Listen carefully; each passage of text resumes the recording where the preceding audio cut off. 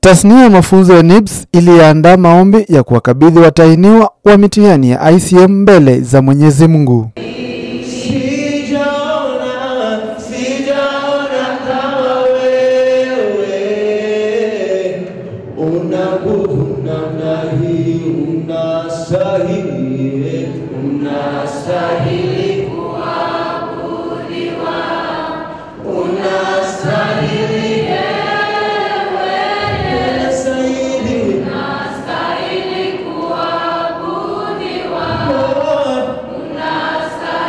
Mamia ya wanafunzi kutoka kozi mbalimbali walikongamana kwenye orofa ya 7, kila mmoja akiweka tumaini lake na yote aliyofundishwa mikononi mwa Mola.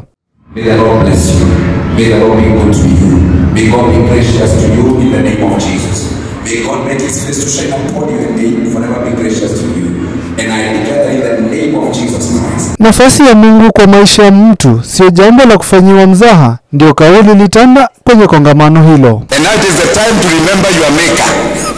When I say it's time to remember your maker. But one thing I will tell you is this. Even now, whatever reason you come to God with a request, God will never turn you away. God is not a narcissist. When I say he's not a narcissist. He will help you regardless, whether you are for him or you're not for him.